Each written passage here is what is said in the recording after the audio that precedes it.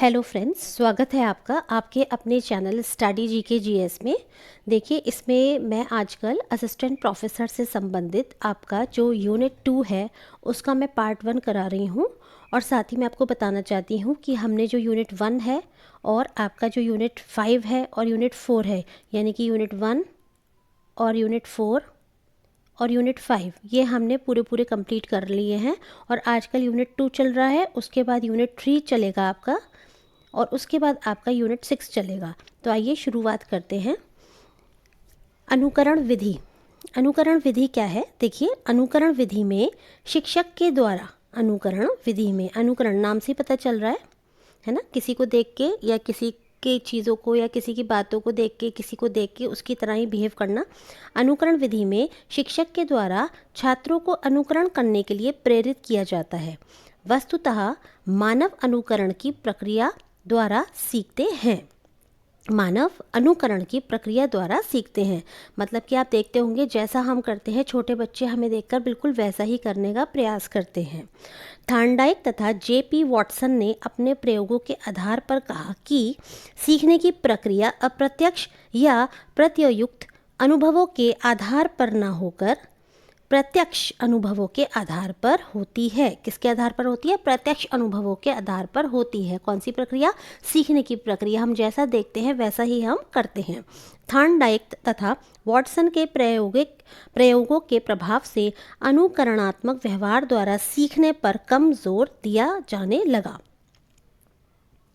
शिक्षक अनुकरण विधि के द्वारा, शिक्षक अनुकरण विधि के द्वारा छात्रों को भले ही ज्ञान व बोध सीधे सीधे न दे सके, परंतु भावात्मक व चेष्टात्मक उद्देश्यों की प्राप्ति में अत्यंत महत्वपूर्ण सहायता कर सकता है।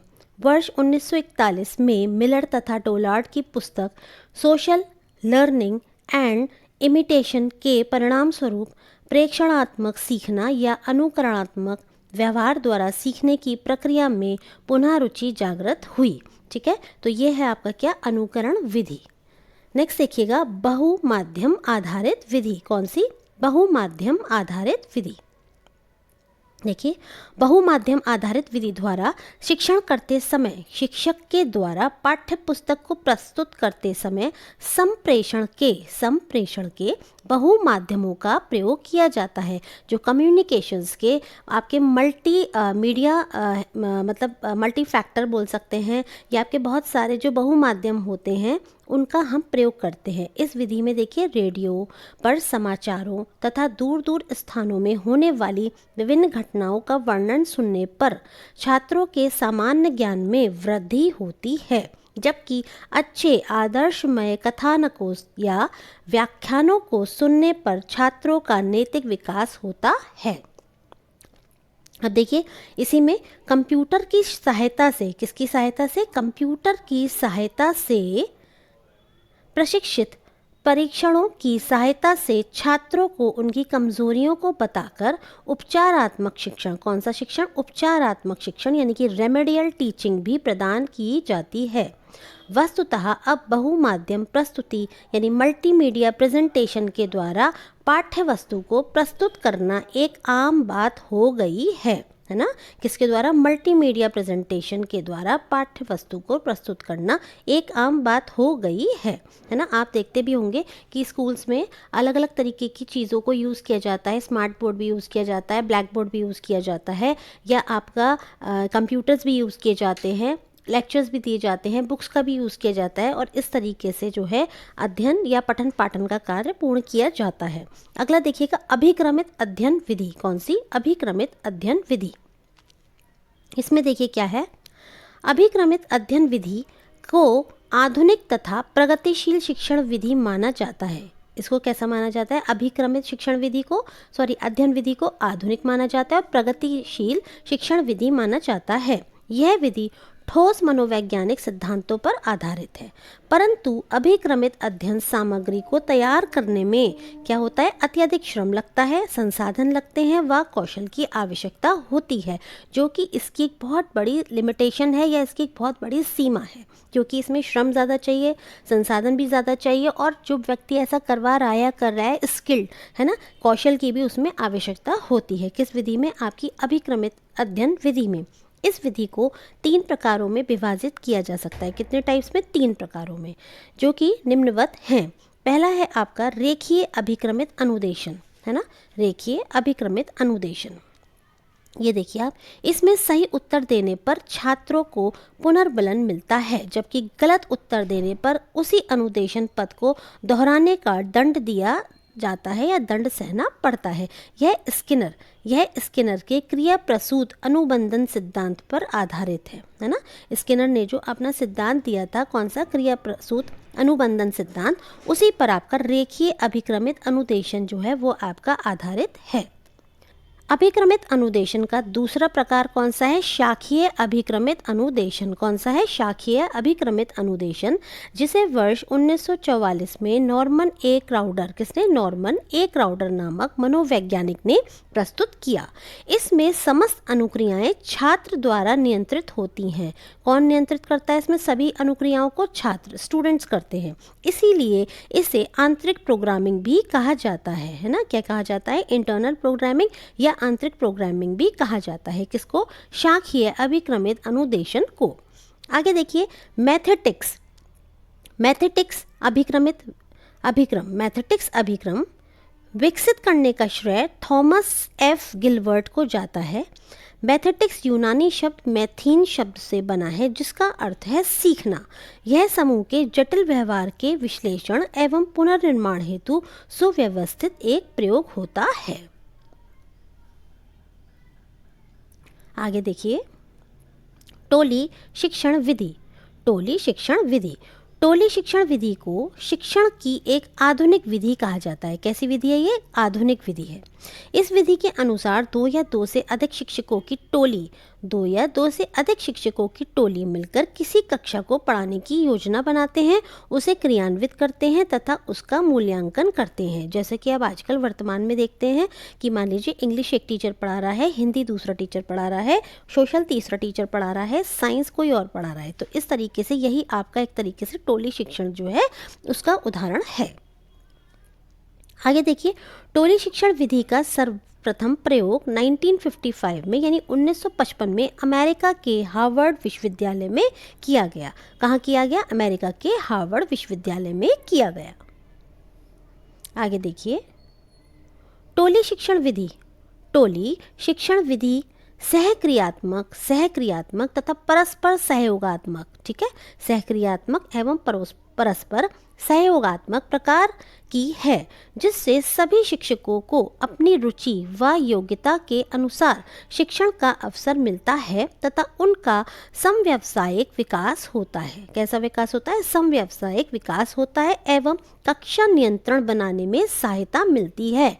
क्योंकि जब ट्रेन टीचर्स होंगे अपने अपने सब्जेक्ट में, तो वो ज़्यादा अच्छे से बच्चों में अधिगम करा पाएंगे या लर्निंग करा पाएंगे, और उनका उतना ही अच्छा अपने विषय पे कमांड होगा, जिसके फलस्वरूप क्या होगा? उतना ही अच्छा उनका अपनी कक्षा पर नियंत्रण भी होगा। ठीक है, आगे देखिए, टोली शिक्षण विधि का प्रयोग विचार विमर्श विधि के साथ संयुक्त करने पर अधिक सकारात्मक परिणाम प्राप्त होता है। मतलब टोली शिक्षण विधि में यदि आप विचार विमर्श विधि, है ना, इसको भी संयुक्त रूप से यूज़ करते हैं तो इसके जो परिणाम होंगे वो ज़्यादा अच्छे मिलेंगे, ज़्यादा पॉजिटिव आपको जो है इसके रिजल्ट्स मिलेंगे। नेक्स्ट देखिए, निरीक्षित अध्ययन विधि। कौन सी? निरीक्षित अध्ययन विधि। निरीक्षित अध्ययन विधि में विद्यार्थियों व शिक्षकों को निरीक्षण व निर्देशन में अपने अपने अध्ययन मनन में रत रहना होता है। दोबारा पढ़ लीजिए, निरीक्षित अध्ययन विधि में विद्यार्थियों व शिक्षकों को निरीक्षण व निर्देशन में अपने अपने अध्ययन मनन में रत रहना होता है। निरीक्षित अध्ययन विधि को मॉरिसन ने प्रस्तुत किया। किसने प्रस्तुत किया? मॉरिसन ने प्रस्तुत किया। यह एक ऐसी विधि है जिसके अंतर्गत विद्यार्थी स्वयं अध्ययन करते हैं। क्या करते हैं? स्टूडेंट्स सेल्फ स्टडी करते हैं, स्वयं अध्ययन करते हैं।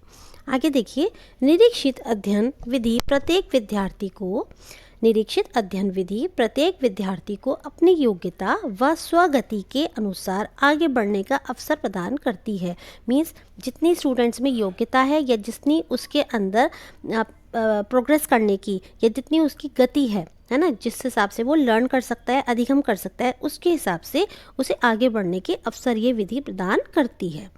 वस्तुतः यह विधि व्यक्तिक भिन्नताओं, ज्ञानार्जन में स्वावलंबन तथा विद्यार्थियों की संक्रियता जैसे 3 महत्वपूर्ण संप्रत्ययों पर आधारित है। कौन कौन से संप्रत्ययों पर ये आधारित है? तो देखिए, व्यक्तिक भिन्नताओं पर, है ना, दूसरा है ज्ञानार्जन में स्वावलंबन, तीसरा है विद्यार्थियों की संक्रियता, विद्यार्थियों की संक्रियता। इन तीनों पर ही आपकी जो है ये विधि आपकी आधारित है। ठीक है, आगे देखिए, इस विधि में छात्र एवं अध्यापक दोनों ही सक्रिय भूमिका निभाते हैं। शिक्षक छात्रों को किसी पूर्व निश्चित कार्य का आदेश देते हैं। जो टीचर्स होते हैं वो स्टूडेंट्स को किसी पूर्व निश्चित कार्य का आदेश देते हैं, छात्र उन कार्यों में लग जाते हैं, फिर शिक्षक उनके कार्यों या क्रियाओं का निरीक्षण करता है। यह विधि शैक्षिक रूप से पिछड़े वर्ग के छात्रों के लिए काफ़ी उपयोगी सिद्ध हुई है। ये जो विधि है आपकी उन स्टूडेंट्स के लिए काफ़ी अच्छी सिद्ध हुई है जो कि आपके पिछड़े वर्ग से संबंधित हैं। पिछड़े वर्ग से यहाँ मतलब ये है जो कि आपके पिछड़े हुए छात्र होते हैं, यानी थोड़े वीक स्टूडेंट्स होते हैं या वीकर स्टूडेंट्स होते हैं क्लास में, उनके पॉइंट ऑफ व्यू से कहा जा रहा है। नेक्स्ट देखिए, निरीक्षित अध्ययन प्रविधि के निम्नांकित रूप प्रचलित हैं। कौन कौन से रूप प्रचलित हैं इसमें? पहला है आपका सम्मेलन योजना। कौन सी? सम्मेलन योजना। इस योजना के अंतर्गत समय समय पर कुछ सम्मेलनों का आयोजन किया जाता है जिसमें छात्रों की विभिन्न कठिनाइयों पर विचार विमर्श किया जाता है और उनका निवारण किया जाता है। और देखिए, यह सम्मेलन कक्षा स्तर, विद्यालय स्तर, अंतर विद्यालय स्तर, नगर तथा जिला आदि स्तरों पर आवश्यकता के अनुसार आयोजित किया जाता है। कौन सा सम्मेलन? आपका ये देखिए था सम्मेलन योजना। इसमें फिर आपका है दूसरा विशिष्ट शिक्षक योजना। कौन सा? विशिष्ट शिक्षक योजना। इस योजना के अंतर्गत विशिष्ट प्रशिक्षित शिक्षक छात्रों को कठिनाइयों, भ्रांत धारणाओं, कमियों या त्रुटियों आदि को दूर करने का प्रयास करते हैं। ठीक है, इसमें जो टीचर्स होते हैं वो क्या करते हैं, वो स्टूडेंट्स की जो भी प्रॉब्लम्स हैं, जो भी उनको कहना चाहिए भ्रांतियां हैं या जो भी कमियां हैं या जो भी उनमें एरर्स हैं या उनके वर्क में जो भी एरर्स हैं, उनको ये दूर करने का प्रयास करते हैं। किसमें? विशिष्ट शिक्षक योजना में। आगे देखिए, विभाजित कालांश योजना। इस योजना में एक ही कालांश मतलब एक ही पीरियड में, जैसे आप देखते हैं ना स्कूल में क्लासेस लगती हैं तो पीरियड्स होते हैं, पीरियड 1, 2, 3, 4 इस तरह से। तो देखिए, एक ही कालांश में दो शिक्षक बालकों के कार्यों का निरीक्षण कर उनकी कठिनाइयों का निदान एवं निवारण करते हैं। किसमें? विभाजित कालांश योजना में। अब देखिए, द्विकालांश योजना। ये क्या है? द्विकालांश, द्वि मतलब दो। देखिए, इस योजना के अंतर्गत एक ही विषय के अध्ययन के लिए 2 कालांश रखे जाते हैं। प्रथम कालांश में छात्रों को निश्चित विषय के बारे में बताया जाता है। पहले पीरियड में क्या होगा कि क्लास जो स्टूडेंट्स हैं उनको निश्चित विषय के बारे में बताया जाता है, फिर उसके अध्ययन करने के आदेश दिए जाते हैं, फिर उसको पढ़ने के उनको आदेश दिए जाते हैं। और दूसरे कालांश में शिक्षक अध्ययन करते हुए छात्रों की क्रियाओं का निरीक्षण करके कठिनाइयों के निदान के आधार पर निवारण तक पहुंचकर अपनी महत्वपूर्ण भूमिका निभाते हैं। मतलब पहले में उनको एक विषय दिया जाएगा, वो उसको पढ़ेंगे, है ना, और दूसरे पीरियड में फिर क्या होगा, उसमें जो जो प्रॉब्लम्स आई हैं उसका जो है टीचर्स निवारण करेंगे और उनको जो है अधिगम का लक्ष्य प्राप्त कराएंगे। अगला देखिए, सामयिक योजना। कौन सी? सामयिक योजना। इस योजना के अंतर्गत छात्रों को कुछ निश्चित कार्य करने के लिए समय निश्चित किया जाता है ना। सामयिक नाम ही इसका ऐसा है, समय निश्चित किया जाता है और छात्र उस निश्चित समय तक वह कार्य करते हैं। पूर्व निश्चित समय के पश्चात शिक्षक छात्रों की प्रगति का निरीक्षण करते हैं और जितना उनको टाइम दिया गया था पूर्व निश्चित समय, जैसे मान लीजिए किसी एक्टिविटी के लिए उनको टाइम दिया गया था 40 मिनट्स, है ना, और उसको करने के बाद जो उन्होंने वर्क करा है उसकी जो प्रगति है उसका निरीक्षण कौन करेंगे? टीचर्स करते हैं। इस प्रकार से आवश्यकता अनुसार साप्ताहिक, पाक्षिक या मासिक निरीक्षण एवं निर्देशन का कार्य चलता रहता है। जैसे आप देखते हैं आजकल टेस्ट वगैरह होते हैं, आपके एग्जाम्स होते हैं, तो उसमें भी क्या होता है, मान लीजिए वीकली टेस्ट लिए जा रहे हैं, ये 15 डेज में एक बार कोई टेस्ट लिया जा रहा है या मासिक लिया जा रहा है ना। तो इस तरह से उसमें क्या चलता है? निरीक्षण एवं निर्देशन का कार्य चलता है, जिसमें सामयिक योजना के अंतर्गत। और इसमें क्या होता है? समय निश्चित किया जाता है, उसी के अनुसार स्टूडेंट्स उसमें वर्क करते हैं और फिर क्या होता है, उसके आधार पर ही टीचर्स जो हैं उनका एवैल्यूएशन करते हैं, या कहना चाहिए एवैल्यूएशन क्या, निरीक्षण करते हैं कि वो किस तरीके से कर रहे हैं। नेक्स्ट देखिएगा, परीक्षा की दृष्टि से महत्वपूर्ण फैक्ट्स। अब देखिए इसमें कौन कौन से हैं, क्या कह रहे हैं ये। सबसे पहला है आपका, शैक्षिक विकास में मूल्यांकन का अर्थ क्या है? तो ये है ज्ञान क्षमता का मूल्यांकन करना। शैक्षिक विकास में मूल्यांकन का अर्थ है ज्ञान क्षमता का मूल्यांकन करना, कि आपने कितना ज्ञान जो है, आपने कितनी आप में क्षमता है कि आपने उस ज्ञान को हासिल कर लिया है, तो उसका ही मूल्यांकन करना, है ना। ये आपका शैक्षिक विज्ञान में मूल्यांकन का अर्थ है। नैदानिक मूल्यांकन से सुनिश्चित होता है, कौन से? नैदानिक मूल्यांकन से, यानी कि आपका जो ये क्लिनिकल जो आपका इवैल्यूएशन है उससे क्या सुनिश्चित होता है? अनुदेशन के दौरान अधिगम में विद्यमान समस्याओं के कारणों और उनके समाधान करना, है ना। ये आपका क्या है? क्लिनिकल इवैल्यूएशन से रिलेटेड है। आगे देखिए, ज्ञान संबंधी योग्यता का उच्चतम स्तर कौन सा है? ज्ञान संबंधी योग्यता का उच्चतम स्तर कौन सा है? मूल्यांकन करना। मतलब जब आप ज्ञान हासिल कर लेते हैं तो आपका जो उच्चतम स्तर है वो कौन सा होता है, कि आप खुद मूल्यांकन कर पा रहे हैं कि कौन सी चीज़ या कौन सी बात सही है या कौन सा गलत है। आप मतलब सही गलत का भेद कर पा रहे हैं, तो ये आपका उच्चतम स्तर है मूल्यांकन करना। देखिए, संज्ञानात्मक संप्राप्ति का न्यूनतम स्तर कौन सा है? किसका? संज्ञानात्मक संप्राप्ति का जो आपका न्यूनतम स्तर है, यानी लोअर लेवल कौन सा है? तो ये है आपका ज्ञान। अगला देखिए, मूल्यांकन योजना के अवयव कौन कौन से हैं? मूल्यांकन योजना के जो अवयव हैं या तत्व हैं वो आपके हैं उद्देश्य, संसाधन एवं विश्लेषण। स्थितिक पत्रक है। स्थितिक पत्रक क्या है? मुद्दों पर बल देना एवं स्थिति का चित्रण करना। मुद्दों पर बल देना एवं स्थिति का चित्रण करना। संज्ञानात्मक क्षेत्र का सही क्रम है क्या? ज्ञान, उसके बाद फिर क्या? अवबोध, फिर आपका अनुप्रयोग, फिर विश्लेषण, संश्लेषण, और लास्ट में देखिए हाईएस्ट लेवल इज मूल्यांकन। लोअर लेवल कौन सा है? ज्ञान, और हाईएस्ट है आपका मूल्यांकन। ये आपका बहुत ही इंपॉर्टेंट है, ये आपको ऐसे की ऐसे पता होना चाहिए। ज्ञान, अवबोध, अनुप्रयोग, विश्लेषण, संश्लेषण एवं मूल्यांकन। ठीक है, इसमें ऐसे भी पूछ सकते हैं कि इनको अरेंज करिए एग्जाम में, है ना, लोअर से हायर की तरफ, या ये पूछ सकते हैं कि ज्ञान के बाद नेक्स्ट कौन सा आता है या मूल्यांकन से पहला कौन सा आता है। तो आप इसको देख लीजिएगा, ये आपका काफ़ी इंपॉर्टेंट है। आगे देखिएगा, जीन पियाजे ने विकास का संज्ञानात्मक सिद्धांत दिया। जीन पियाजे ने विकास का संज्ञानात्मक सिद्धांत दिया, कौन सा? मौलिक अनुसंधान का। मौलिक अनुसंधान का विकास का संज्ञानात्मक सिद्धांत दिया। आगे देखिए, अभी हम आगे मूल्यांकन के बारे में भी सब पढ़ेंगे। ये देखिए स्टार्ट ही हो गया मूल्यांकन। चलिए इसे हम देखते हैं। मूल्यांकन, मूल्यांकन देखिए आप समझते होंगे मूल्यांकन का मतलब क्या है। प्रयत्नों की सफलता, असफलता या आंशिक सफलता तथा इसका जिस प्रकार पता लगाया जाता है उसी का नाम मूल्यांकन है। शिक्षण में पूर्व निर्धारित उद्देश्यों के लिए किए गए प्रयत्नों की सार्थकता का पता लगाना ही शिक्षण का मूल्यांकन है। मतलब जितने भी प्रयत्न किए हैं आपने अधिगम के लिए, वो आपके कितने सार्थक हुए हैं, आप उनमें सफल हुए हैं, असफल हुए हैं, या आंशिक आपने सफलता प्राप्त की है, तो वही आपका क्या है, शिक्षण का मूल्यांकन है। अब देखिए, मूल्यांकन को प्रभावित करने वाले कौन कौन से कारक होते हैं।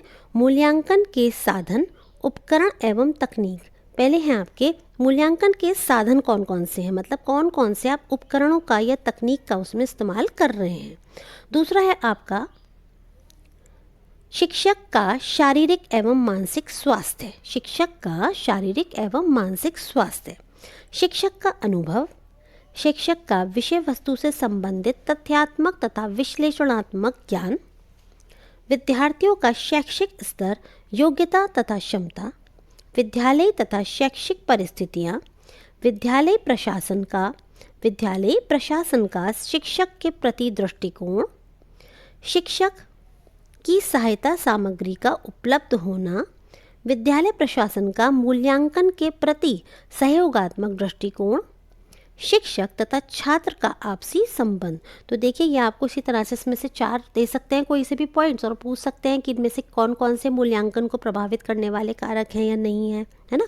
तो आपको पता होना चाहिए, ये सब एक बार रीडिंग कर लीजिए, ठीक है। नेक्स्ट देखिए, अब हम देखते हैं शिक्षण को प्रभावित करने वाले कारक, यानी शिक्षण को कौन कौन से ऐसे कारक हैं जो कि प्रभावित करते हैं।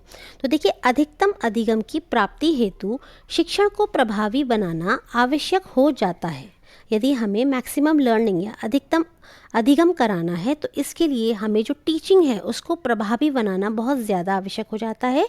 शिक्षण को प्रभावी बनाने के लिए, शिक्षण को प्रभावी या इफ़ेक्टिव बनाने के लिए कुछ कारकों का अनुपालन आवश्यक है। ये कौन कौन से कारक हैं? तो देखिए, शिक्षण को प्रभावित करने वाले कारक, पहला है आपका मनोवैज्ञानिक कारक, दूसरा है व्यक्तिगत कारक, और तीसरा है आपका बौद्धिक कारक। तो आइए इनके बारे में थोड़ा सा पढ़ लेते हैं। मनोवैज्ञानिक कारक, शिक्षण गतिविधि को सर्वाधिक प्रभावित करने वाले कारकों में मनोवैज्ञानिक कारकों का प्रमुख योगदान है। कुछ प्रमुख मनोवैज्ञानिक कारक इस प्रकार हैं: मनोभाव, योग्यता, अभिरुचि, प्रवृत्ति, अनैच्छिक व्यवहार तथा मनोग्रंथि। ठीक है। शिक्षण गतिविधि को सबसे ज़्यादा जो प्रभावित करने वाले कारक हैं वो कौन कौन से हैं? मनोभाव, योग्यता, अभिरुचि, प्रवृत्ति, अनैच्छिक व्यवहार, मनोग्रंथि आदि। देखिए, ऑब्वियस सी बात है कि सीखने वाले को और सिखाने वाले को, यदि दोनों की जो स्थिति है, अगर वो सीखने की और सिखाने की है, तभी इफेक्टिव लर्निंग होगी। और जो सिखाने वाला है, यदि उसकी योग्यता, जो वह विषय वस्तु सिखा रहा है, उसके लायक है या उसके योग्य है, और जो सीखने वाला है वो भी उस ज्ञान को जो उसे दिया जा रहा है उसके योग्य है, तभी तो इफ़ेक्टिव लर्निंग होगी। मान लीजिए, अब हम किसी छोटे बच्चे को, बड़े लेवल की फर्स्ट क्लास के बच्चे को 7th क्लास की हिस्ट्री की बुक पढ़ाने लगे, तो क्या हम ये उम्मीद कर सकते हैं कि वो बच्चा उस चीज़ को लर्न कर पाएगा या उस चीज़ को समझ पाएगा? नहीं कर पाएगा। तो इसी तरह से दोनों की योग्यता के अनुसार ही आपका अधिगम होना चाहिए। इसी प्रकार से देखिए, आपकी रुचि है, यदि स्टूडेंट्स को जो विषय पढ़ाया जा रहा है उसमें रुचि है, या पढ़ाने वाले को उसमें रुचि है, तभी जो है इफेक्टिव लर्निंग होगी। आगे देखिए, व्यक्तिगत कारक। व्यक्तिगत कारक क्या है? व्यक्तिगत कारकों के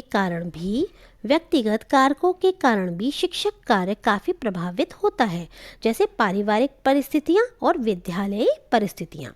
पारिवारिक परिस्थिति में माता पिता के साथ संबंध, घर की आर्थिक स्थिति, पति पत्नी संबंध आते हैं। ऑब्वियस सी बात है, जो टीचर टीचिंग कर रहा है तो उसका जो अपना व्यक्तिगत, उसका अगर वो अपनी फैमिली की तरफ से परेशान है, या विद्यालय की तरफ से कुछ उसमें इश्यूज चल रहे हैं, या किसी भी तरीके से उसकी फैमिली रिलेटेड कुछ मैटर है, कुछ इशू है, तो इससे भी क्या होगा, जो लर्निंग होगी वो इफेक्टिव नहीं हो पाएगी, क्योंकि जो सिखाने वाला व्यक्ति है, जो टीचर है, वो अच्छे तरीके से इफ़ेक्टिव वे में जो है अपना जो भी मटेरियल है वो बच्चों को नहीं दे पाएगा, और अच्छे तरीके से नहीं उनको समझा सिखा पाएगा। ठीक है।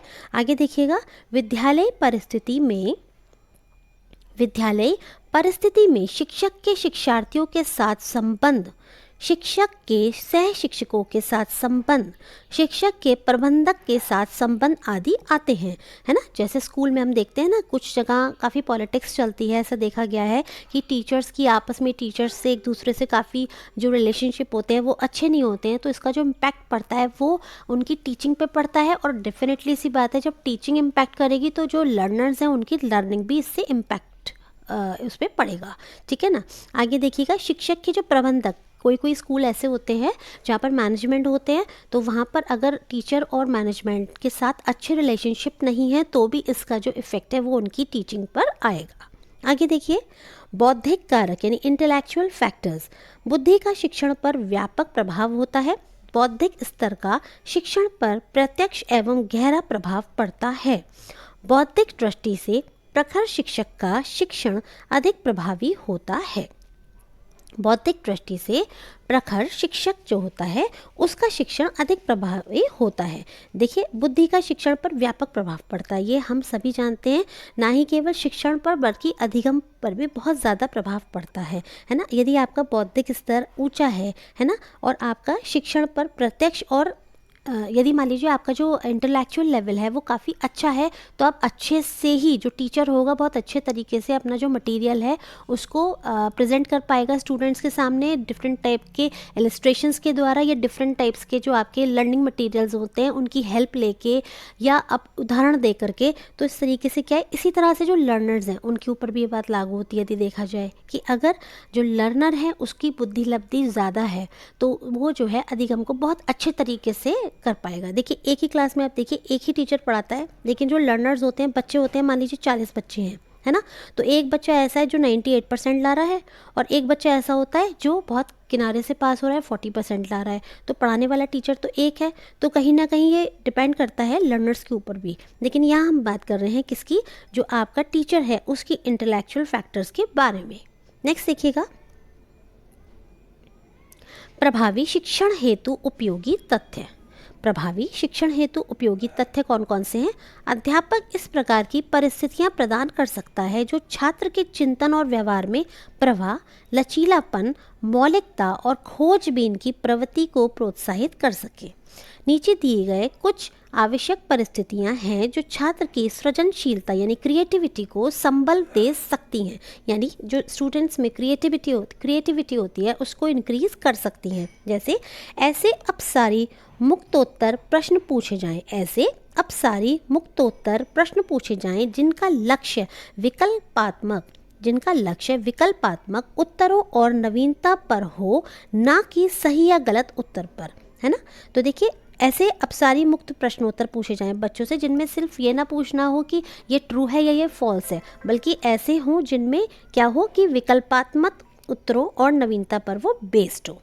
आगे देखिएगा, अत्यधिक अनुशासन, पाठ्य पुस्तकों पर भरोसा, रटने पर दबाव अथवा गलत उत्तर देने पर छात्रों की आलोचना करने से उनकी जो क्रिएटिव पावर होती है उसका क्या होता है, उसका ह्रास होता है, यानी कि वो जो है कम हो जाती है, वो धीरे धीरे जो है उसमें आ जाते हैं, कहना चाहिए एक तरह से कि आप बच्चों की आलोचना कर रहे हैं बार बार, या उनको बहुत ज़्यादा स्ट्रिक्ट अनुशासन में या डिसिप्लिन में रख रहे हैं, है ना, या बहुत ज़्यादा रटने पर ही आप जोर दिए जा रहे हैं, उनको सही से समझा नहीं रहे हैं। या अगर मान लीजिए कभी किसी छात्र ने गलत उत्तर दे दिया तो हम उसका क्लास में मजाक बनाने लग जाते हैं, है ना, टीचर्स ही कभी कभी ऐसा कर देते हैं अनायास ही, तो वो सब गलत है। उससे क्या होता है, बहुत नेगेटिव इम्पैक्ट पड़ता है स्टूडेंट्स की मनोदशा पर भी और उनकी क्रिएटिविटी पर भी। आगे देखिए, छात्रों के प्रयोग करने, नए विचार लाने या अन्वेषण करने या प्राकल्पना अथवा किसी विकट समस्या से या के संभावित समाधानों की कल्पना करने में बच्चों को प्रोत्साहित करना चाहिए, है ना। देखिए, छात्र जो होते हैं यदि कोई प्रयोग करके ला रहे हैं, कुछ अच्छा बना के ला रहे हैं, कुछ अपने इनोवेटिव आइडियाज़ दे रहे हैं, या कुछ भी वो ऐसा करके ला रहे हैं जो नया है, या वो कुछ बता रहे हैं, तो उसमें क्या है, बच्चों को प्रोत्साहित करना चाहिए। जांच करने की भावना का विकास, अनिश्चितता को सहना, अनुमान करने में सहायता देना आदि से चिंतन को एक निश्चित गति मिलती है। ठीक है, देखिए, अगर कुछ बच्चे कुछ कर रहे हैं तो उनमें जो है उनको मतलब सहयोग करना, आपको उनको पुल डाउन नहीं करना है, बल्कि आपको उनको पुश करना है, उनको पुल करना है, ऊपर अप करना है, कि जिससे कि वो आगे जो है अच्छे से अपना लर्निंग कर सकें, अच्छे से अधिगम कर सकें। ठीक है, अब देखिए, सहयोगात्मक वातावरण का निर्माण करना तथा छात्रों के सृजनात्मक प्रयासों की हमें क्या करना चाहिए, सराहना करनी चाहिए। मीन्स उनको जो है मोटिवेट करना चाहिए। यदि वो कुछ काम कर रहे हैं अच्छा, तो उनको जो है हमको उनकी प्रशंसा करनी चाहिए। और सहयोगात्मक वातावरण का हमें निर्माण करना चाहिए। मीन्स कोऑपरेटिव जो एनवायरनमेंट है वो होना चाहिए कक्षा में। अंतर विषयी प्रकृति वाली क्रियाओं का सुझाव देना या करने का अवसर देना। कल्पना शक्ति को उद्दीप्त करने वाली शिक्षण सामग्रियों का उपयोग करना तथा समय से पूर्व मूल्यांकन करने से रोकना। ठीक है, तो देखिए इस तरीके से यहाँ पर हमारा जो है आपका यूनिट सेकंड, आपकी जो यूनिट सेकंड है उसका आपके जो यूनिट सेकंड में 4 पॉइंट दिए हुए हैं, 1, 2, 3, 4 एंड 5। तो यहाँ पर मैंने आपका फर्स्ट पॉइंट जो है सेकंड यूनिट का पूरा कंप्लीट करा दिया है।